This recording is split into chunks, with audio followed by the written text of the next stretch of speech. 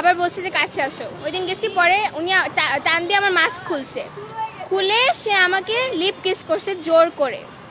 এরপর সে আমার ড্রেসের পিছন থেকে ড্রেসের ভিতর থেকে হাত দিছে, আমাকে তার ল্যাপটপ দেখায়, ল্যাপটপে পর্ন ছিল। সে আমাকে পরে ফোর্স করলো যে তুমি এটার দিকে এখনই দেখবা। ওই ভিডিওটা আমাকে 3-4 মিনিট একটা ভিডিও পরে দেখাইছে। আমার হাত টাচ করা শুরু, পাশে এসে বসতো, এসে ঘাড়ের উপর হাত রাখতো।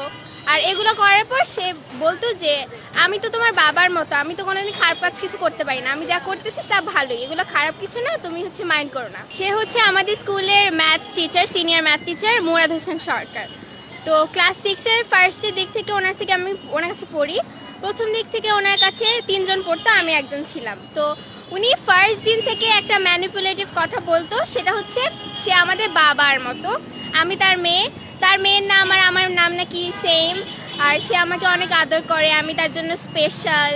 এরকম প্রত্যেকটা ক্লাসে প্রত্যেকটা দিন অলমোস্ট এই কথাটা বলতো সে। তো শুরুর দিক থেকে তেমন কিছু করেনি, প্রথম থেকে অনেক আমাদের আদর করতো, পড়াশোনা ভালো মতোই করাতো।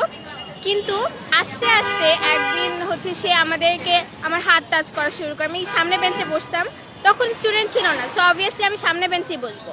সো সে আমার হাত টাচ করা শুরু করতো, এভাবে পাশে এসে বসতো, এসে ঘাড়ের উপর হাত রাখতো। আর এগুলো করার পর সে বলতো যে আমি তো তোমার বাবার মতো, আমি তো কোনোদিন খারাপ কাজ কিছু করতে পারি না, আমি যা করতেছিস তা ভালোই, এগুলো খারাপ কিছু না, তুমি মাইন্ড করো না, এগুলো সবসময় বলতো। পরে একদিন এরকম করতে করতে একদিন সে হঠাৎ করে আমাকে তার ল্যাপটপ দেখায়, ল্যাপটপে পর্ন ছিল। তো ফার্স্টে আমি 6-এ পড়তাম, অবভিয়াসলি আমার বোঝার কিছু ছিল না যে ওটা কী ছিল, আমি বুঝিনি। সো সে আমাকে দেখাইছে, ফার্স্টে আমি একটু আন্দাজ করতে পারতেছিলাম যে ওটা খারাপ কিছু, সো আমি তাকাইনি। সে আমাকে বলতেছে যে তুমি এটার দিকে তাকাও, পরে আমি বলছি সরি স্যার, আমি তাকাতে পারবো না। সে আমাকে পরে ফোর্স করলো যে তুমি এটার দিকে এখনই দেখবা। পরে আমি দেখলাম 3-4 মিনিটের একটা ভিডিও, সে আমাকে পুরা জিনিসটা দেখাইছে। দেখানোর পর সে আমাকে বলে যে নিজেকে কন্ট্রোলে রাখতে হবে, তুমি নিজেকে কন্ট্রোলে রাখবা সবসময়। বাজেভাবে তাকাতো। আর ওই ভিডিওটা আমাকে 3-4 মিনিট একটা ভিডিও পরে দেখাইছে। দেখানোর পর সে হঠাৎ করে আমাকে বলে যে যাও বাসে চলে যাও, রাগ নিয়ে বলছে। তো এরপর আমি তখন একা ছিলাম কোচিংয়ে, আমার তেমন ফ্রেন্ড ছিল না, 3 জন আর কি থাকবে। তো আমার পরে কয়েকটা ফ্রেন্ড আসছে। এরপর আমার ফ্রেন্ডদের সাথেও সে এরকম খুব ভাব দেখাইতো, বলতো তোমরা আমার মেয়ের মতো, আমি কোনোদিন খারাপ কাজ করতে পারি না। তিনি সবসময় যে কাজটা করতো সেটা হচ্ছে তার যত ভালো কাজ আছে সেগুলো ভিডিও করতো, ভিডিও করে এনে আমাদের সবাইকে দেখাইতো আর ম্যানিপুলেট করতো যে দেখো আমি কত ভালো কাজ করি, আমি তো কোনোদিন খারাপ কাজ করতেই পারি না। এই ধরনের জিনিসপত্র দেখে আমাদেরকে এমনভাবে একটা বুঝাইছে যে সে যে কাজ করে সেটা ভালোই, ওটা খারাপ হতে পারে না। সো আমাদের মাইন্ডেও এটা সেট হয়ে গেছে যে সে যে আমাদের হাত ধরে এই সব করে, এগুলো বাবার মতো করে। আর আমরা ছোট ছিলাম, অবভিয়াসলি বোঝার কোনো উপায় ছিল না। একদিন কোচিংয়ের ছুটি পরে আমি আর আমার ফ্রেন্ড সবসময় একসাথে বাসায় যেতাম। তো ওই দিন আমরা 2 জন ওয়েট করতেছিলাম, উনি আমাদেরকে বলছে যে তোমরা একটু বসো। এরকম মাঝে মাঝে আমাদের বলতো যে ছুটি পরে আমাদের 2 জনকে আলাদা করে বসে থাকতে, উনি আমাদের সাথে কাজ করবে বা ওনার কাজ ছিল। বসাইছে, এরপর ওনার ল্যাপটপে আমাদেরকে কিছু একটা দেখাইতেছিল। এরপরে উনি আসছে, এসে আমাদেরকে বলতেছে যে উনি বসেছিল চেয়ারে আর আমরা বেঞ্চে বসেছিলাম। পরে বলতেছে যে তুমি আমার কাছে আসো, তোমরা 2 জন। তো আমরা গেলাম, ওনার পাশে যে দাঁড়াইছি। পরে ফার্স্টে আমাকে ডাকছে, ডেকে বলছে আমার সাথে এসে আমার গায়ের সাথে ঘেঁষে দাঁড়াও। তো আমি একটু সংকোচ বোধ করি, কিন্তু ওনাকে এতটাই ট্রাস্ট করতাম যে আমি চিন্তা করলাম যে উনি তো খারাপ না, উনি ভালো মানুষ। পরে গেলাম যে তারপর উনি পিছন থেকে হাত নিয়ে আমাকে এভাবে হাক করছে, আমার চেস্টে লাগছে। তো আমি বুঝতে পারিনি। এরপর আমার ফ্রেন্ডকেও ডাকছে, এরপর ওকে এরকম হাক করছে।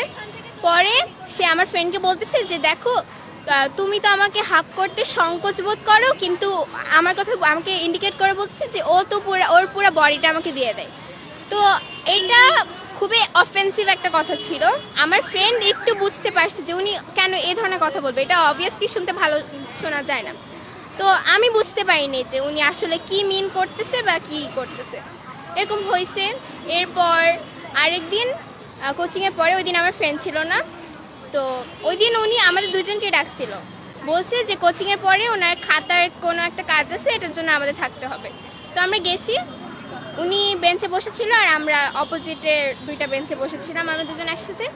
পরে সে আমার ফ্রেন্ডের মা চলে আসছিল, কল দিছে ওনার ফোনে, পরে ও চলে গেছে। আর আমারও ওর সাথে যাওয়ার কথা, কিন্তু সে আমাকে বলছে যে ওকে যাইতে দাও, তুমি থাকো। আমাকে পরে আমি স্যারকে বললাম, স্যার আমার আম্মু তো আসছে, আমার যাওয়া লাগবে। বলে যে 2 মিনিট থাকো, বেশি টাইম লাগবে না, তুমি থাকো এখানে। পরে আমি থাকলাম।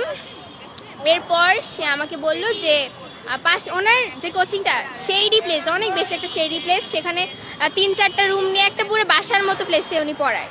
কেউ দেখলে বুঝবেও না যে এটা কোচিং সেন্টার। তো ওখানে 3টা রুম ছিল। ওনার যেখানে কোচিং করাতো তার পাশের রুমটাতে আমাকে যেতে বলছে, যে সে বলছে ওই রুমটা অন্ধকার ছিল, বলছে ওই রুমে যাও। আমার কাঁধে ব্যাগ ছিল। পরে আমি ওনাকে জিজ্ঞেস করছি যে কেন ওখানে যাওয়া লাগবে। পরে সে বলতেছে যে কাজ আছে, আসো। গেছি আমি, যে উনি বলছে আমার কাঁধে ব্যাগ ছিল, বলছে ব্যাগটা খুলো। পরে আমি স্যারকে জিজ্ঞেস করছি, মানে 2-3 বার জিজ্ঞেস করছি, স্যার কেন ব্যাগ খুলবে, আমার তো বাসায় যাওয়া লাগবে এখন। আমি একটু ভয় পাইতেছিলাম তখন, কারণ পুরো কোচিংয়ে আমি আর উনি একা, আর কেউ ছিল না। তো উনি আমাকে জোর করে ব্যাগটা খুলাইছে, খুলায় বলছে যে তুমি আমার কাছে আসো। তো আমি ভয় ভয় গেছি ওনার সামনে। এরপর উনি হঠাৎ করে এসে আমাকে জোরে টাইট করে জড়ায় ধরছে, ধরে সে আমার কপালে কিস করছে, করে সে দূরে সরে গেছে।